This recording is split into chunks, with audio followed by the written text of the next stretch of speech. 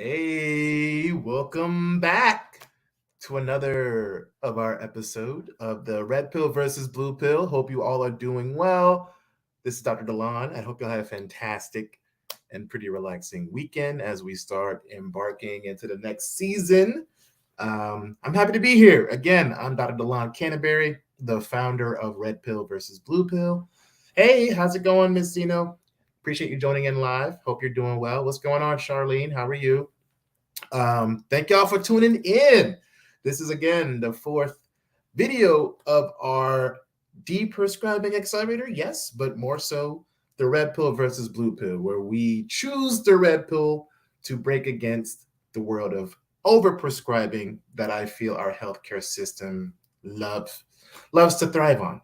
So, welcome back. Today we'll be discussing some of the four secrets that can help you in the world of trying to sell and really market deprescribing, which we as pharmacists naturally have, but also other advocates in deprescribing can use who are specifically focused on treating our seniors. So again, welcome back. Hope y'all doing well. We're talking a little bit more about really the getting into this space, right? Getting into deprescribing. I mean, let's be honest, not everyone knows quite exactly what the words mean. I mean, when you tell a patient, hey, you've been deprescribed before, not everyone is just familiar, right? Let's be honest. So there is a little bit of re-educating and kind of breaking down what exactly all this stuff means. So we are again focusing on leveraging and monetizing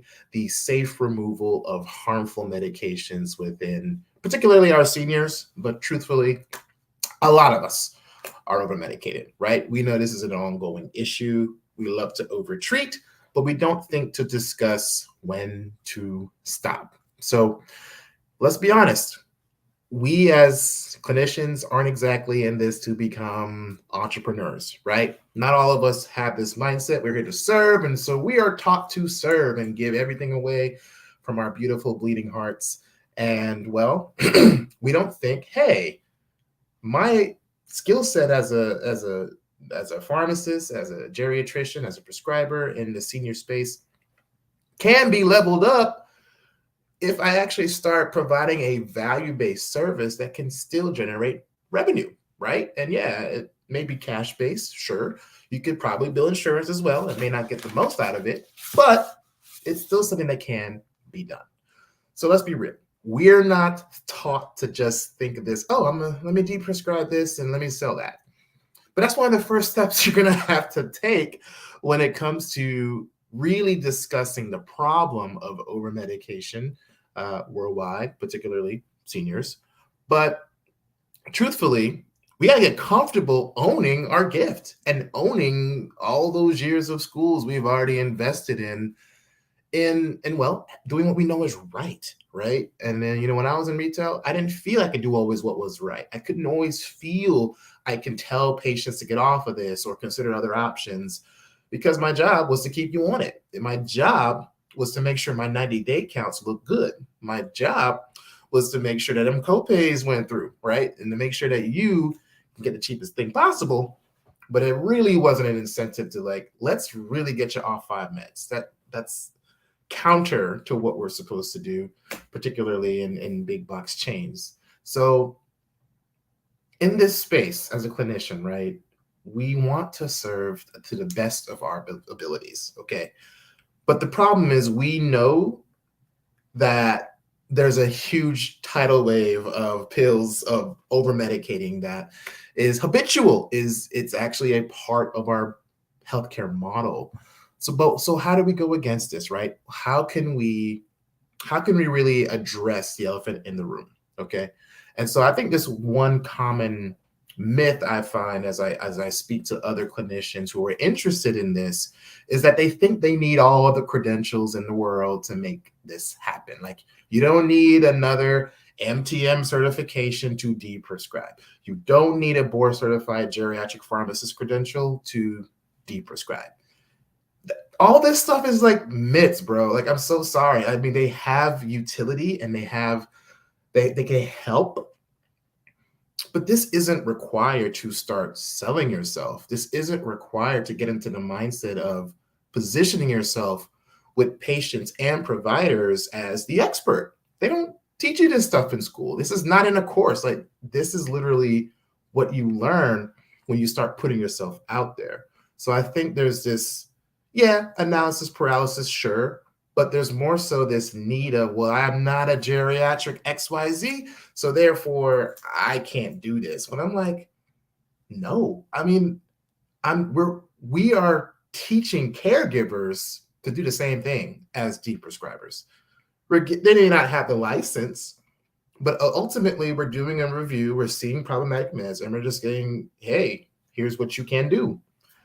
So don't get it twisted in thinking you would need to have an 8-year degree to make deprescribing something monetizable or a revenue stream for you. And even our alumni, aren't all pharmacists, right? We have nurses who have finished our program and are using deprescribing to literally start deprescribing conferences, to literally talk about medication safety in their communities, to now use this as a potential revenue stream and teach other nurses who may be senior facing on how to use some of the same skills. So again, let's get out of this myth of thinking I got to add more credentials. I need to work in a long-term care pharmacy for 20 years. I need to be at a SNF. I need to know all the Medicare rules. Like, bro, that does not matter when it comes to selling yourself. So get out of your head of thinking you need XYZ credential, XYZ certification test. Like, in business, it really doesn't matter. What matters is how you're serving, and what matters is if you're solving the immediate need to that person's problem.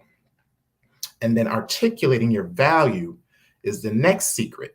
Okay, being able to communicate the value that you're able to bring. Let's be honest. I talk to retail pharmacists often who are like, "Can I really do this? Am I capable?" You completely are, but let's not downplay what you've done in that retail setting. Don't, all because you're in retail pharmacy doesn't make you a lesser of a pharmacist, right? Let's not downplay the fact that you still are consistently, quickly, and accurately saving these lives. And you're going to have all types of polypharmacy issues. You're going to have all types of prescribing cascades. And there are times where you've gone to the nitty-gritty wire to bat for your patients. Okay. So do not downplay, oh, I'm currently here, so I can't deprescribe. I'm like, well, you can. Maybe not in favor of your current position in retail, but you definitely can use this as a service that you yourself, not XYZ company you work for, but you can use as a skill set to, again, monetize and sell because you already had the experience. Okay. So let's be honest. Why isn't there more of a transition of just us as pharmacists and clinicians in this space to become active deprescribers? Let's be honest. The phrasing is a little bit nuanced, it's a little bit new. It does require a team-based approach. It does require getting permission from the provider. So we think, well, it's all on the provider. And again, that is a myth. Deprescribing is a multi-layered step here. Of course, there needs to be basic education and awareness, right? And it needs to come from someone who the patient trusts, all right?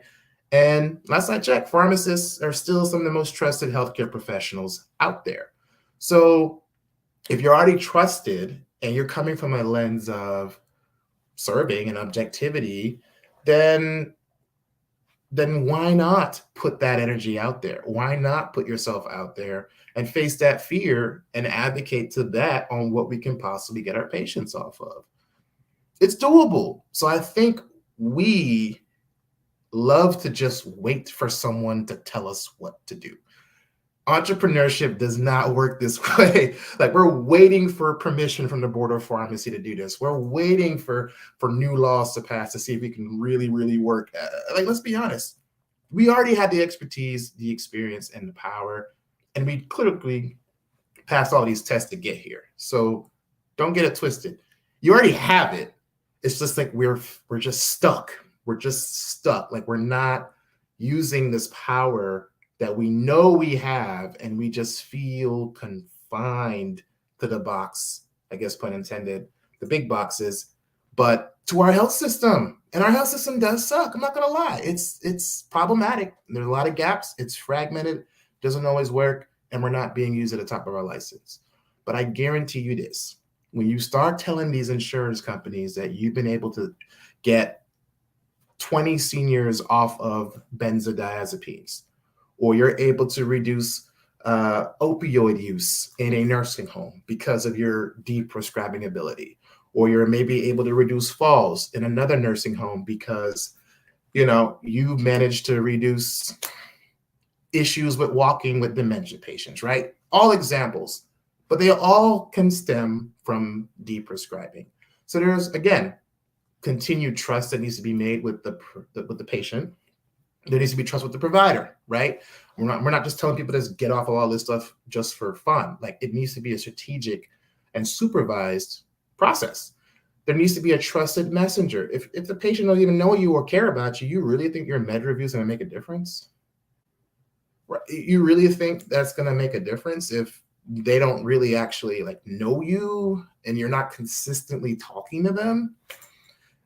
So deprescribing starts with a conversation. It starts with just trust. It starts with continued just awareness, empowering our patients, and more specifically, our caregivers, the one who manage these meds and are thrown into this space. So I want us as pharmacists to get out of our heads and stop waiting for permission to start living the life you've been dreaming of.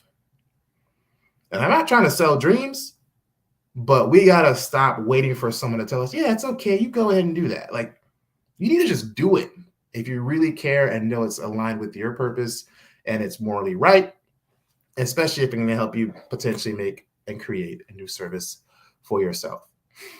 So another thing is, apart from just having this need to wait for permission or waiting for more credentials after our name before we get comfortable selling ourselves, which again is still a myth, is sometimes we want to just have more experience or data. We want more clinical data of what we're doing to substantiate making that leap into entrepreneurship, into selling yourself, into the world of deprescribing. And I think what we fail to forget is how deprescribing is generally a win-win-win. We are, as pharmacists or whoever the advocate is, we are fulfilled in knowing that our expertise is helping someone take off 4 or 5 meds, right? That's dope. That's a great feeling to know that there's 4 or 5 less copays this person has to pay, and 4 or 5 less drugs that may be causing interactions or side effects or having other harmful genotypical, exacerbations, right? And then there's the provider who now has less meds to document, less meds to renew, less time wasted, managing symptoms from some of these medications, which we see all too often in our polypharmacy and prescribing cascades, especially in our seniors. So now there's less headache on the provider's end because they're not wasting resources managing a patient who is suffering from preventable adverse events. That's brilliant. That's going to help them save time and help them give better care to more patients, which again hits their RVUs. They're basically their way of getting reimbursed for their services. And if we're able to show we're reducing falls and other potential indirect costs, we are reducing harm. And that is a win for our patients who are now feeling better, who are now not having to go back for another visit, not taking time out of work to, see their doctor because they're still sick. There's lessened absenteeism. They can get paid. They can go enjoy life with their grandbabies, what have you, right? But they're living a quality of life. So if the quality of life is improving for our patients, then hey, that equates to customer satisfaction. And guess what that is? That is a HEDIS measure. That is a Medicare reimbursement measure. So there is a long road to why I'm saying all this stuff, but this is how you're able to pivot market yourself as not only an expert in deprescribing, but how to speak the language that some of our providers may not know why deprescribing is important, or may not be aware that pharmacists can even provide this for, X number of patients. So I think this still comes down to, I think we just feel trapped from our job sometimes because we're not living in that holistic passion and alignment with what we want to do. And frankly, every pharmacist knows that what I'm speaking is true.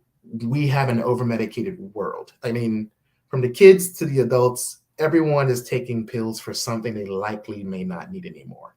And I think some are definitely appropriate, right? But something we got to start doing is just simply talking about it. I mean, one of our alums, Sharon Fant, talks about it. She literally has an ongoing bi-weekly healing healthy circle with her business, and she discusses med safety whenever she wants to with her group. She discusses deprescribing. She had an amazing conversation just earlier this year about it. So this can be a continuous, ongoing discussion, but it shouldn't be a one-time discussion, for one. And two, when are you going to start reaching for those dreams that we have had the minute we graduated? When are you going to start hitting those goals? When are you going to start taking the leap? How are you going to start investing in yourself? Are you going to start investing the time to read up on getting into this space? Or, hey, checking out our system to make it do it for you? We got to stop being scared to sell high-ticket services for an expertise that, only 300,000 of us even have in the US, that an entire million amount population still has a need for. Like over 40 to 60 million people are even on Medicare alone. So deprescribing isn't just, let me sell this one-on-one service. I mean, this can literally be consulting for nursing homes. This could be consulting for insurance companies. This could be working for quality improvement networks, which are third parties that literally audit Medicare services brought about by nursing homes. You can use deprescribing to leverage workman comp claims, right? Workman comp people do not want patients on meds, but they got to pay for it. So if you have a way to give a deprescribing review and then still help the patient, and then you're getting them off of pills, the insurance is saving money, the patient's saving money. Well, it's free for workman's comp, but you get my point. May lose revenue for the pharmacy, but I guess what I'm getting at is I think we hamper ourselves. So there is a limitless possibility here. You can kind of take this where you want, but we have to, one, celebrate the wins, big or small, from our current jobs and ways you may have deprescribed. And I mean, it could be conversation. It could be actually catching a huge harmful drug interaction. Could be you getting a genetic certification and finding a really harmful gene-drug interaction. All of these are ways to advocate, but it still starts with a conversation. And we can't be afraid as deprescribers to have this conversation, whether it be with providers or patients. We also can't be afraid to sell our services. We can't be afraid to sell our gift in doing this.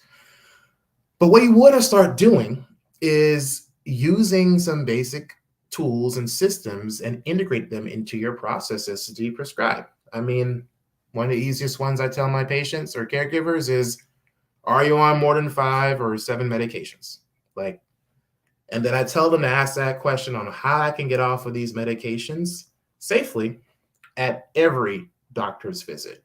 Even if you see them once a year, I teach my patients to ask that every visit. What can I do, doc, to get off some of these meds, right? So that's one thing, getting a system in place for deprescribing. We mentioned in a past video using the Beers list, right? Beers list is basically a list of about 200 drugs or so that are problematic for seniors, and they list why they're problematic, and they give the rationale, and they give what you can do as alternatives. Okay. just having a talk with your team about a section in the beers list and doing that once a week is going to, again, educate your team on potentially harmful high risk meds. And when a team knows what may be problematic, you have more evidence to advocate and you have more room to help our patients. Okay. So, in terms of the secrets to selling Deprescribing, you got to first be bold and you got to call a spade a spade. And that is, we have an overmedic healthcare system. There's no denying that. So, once we have that ground covered, you can dive into here's how we solve the problem. Okay. So, owning your expertise as pharmacists to solve this problem, which we are taught to do. Now we're just teaching more of our community members how to do the same thing with their loved ones or for themselves. Okay. So own your gift. That's number one. Two, don't be afraid. Don't feel like you need more data to become the boss expert Deprescriber that you already are. Like, you probably already have the data if you have a job, at least for the last few months or years, but you have the data. We just don't think to celebrate that data or that win or that intervention you made in someone's life for the better. Do not fall victim to these damn credentials. Like, yo, I'm a geriatric pharmacist. You really think you need to be a geriatric pharmacist to Deprescribe and get people off of harmful meds? You don't. It's a nice to have, but you don't need to have it to start selling yourself as the expert. I also don't like the fact that sometimes we just feel like we take all these tests and trainings and credentials, but we don't even act. So the inaction, you got to take action. You got to move. You got to take that leap. Hey, Martin, appreciate you sharing. Yeah. Martin mentioned that he's a retired pharmacist and really used to love clinical dosing, like dosing people clinically. I'm like, man, that's great. That's what I'm saying. Like, we have the gifts. Like, we know the dose, but I think we're afraid to jump out of that lane. So I was kind of going down a road. I guess I'm going to wind up with number 4, and that is to basically, excuse me. I think this is the best thing you could probably do here is really choosing an area in the Deprescribing world that you have a passion for. What makes you wake up every day? Is it diabetes, health and wellness? Is it nutrition? Is it pharmacogenomics? Like, what piece of our population, particularly seniors, do you have a calling for? Like, do you have a loved one who deals with dementia or walking around? Do you have a loved one who is still, suffering from opioid use disorder and doesn't really know how to get weaned off? Where do you want to go with Deprescribing? That's my question to you. And how does that align with your passion, your desire to wake up and actually feel like you're doing something that makes you tick, right? So how are you serving the people that align most with your passion as a clinician, as a pharmacist, as a Deprescriber? Start there. And wherever that is, we have all types of different types of coaches, health coaches, diabetes consultants. I mean, whatever makes you tick, okay? We gotta tackle the problem of not assuming every med is safe. So once you find that niche, now it's a matter of being comfortable selling yourself for a higher ticket, for a higher cash value, because what we're doing doesn't come cheap, sure, but you've invested years into schooling, you've invested student loans into getting that degree, and you've invested a lot of time and energy, and you need to be compensated adequately for that, not based on some hourly cap that a corporation dictates for you. We're no longer doing that. We're not teaching people to charge hourly. We're teaching people how to sell a high ticket service using Deprescribing. And that's going to give you that warm, fuzzy feeling back. And it's also going to give you the freedom to financially move the way you want to move while doing what you love. So I hope that was helpful. I think I went a little all over the place in terms of which were the secrets, but let's be honest, there's fear, there's positioning yourself with a niche service, which is deprescribing within the senior space, but where do you want to go with it? Falls risks, opioids, dementia, OTCs or herbals, genomics. Where do you want to go with that, and how do you want to advocate, and what aligns with what really why you became a clinician to begin with, right? Get back to that deep core passion that I think our profession has sometimes made a little hard to digest at times. I can't lie. So there were a couple of things we talked about, but what resonated with you? Deprescribing starts with the passion. It starts with your story. You don't need all these trainings and credentials and fancy letters after your name to be a patient advocate. You don't. We're really just at a base level glorified patient advocates. And trust me, our senior citizens need patient advocates left and right on retainer almost every day. There's always something that needs to be that they need help with. And that's what we're here for. That's what we're here for. Okay. So let me know what resonated with you. Love to know your thoughts, your comments. I want us to break free from our trapped position and really unleash what we have innately as deprescribers, as pharmacists, as advocates, as people who have a loved one who are basically in the exact same boat as all of our patients we see every day. All right. So thank you all for tuning in. Appreciate the love as always.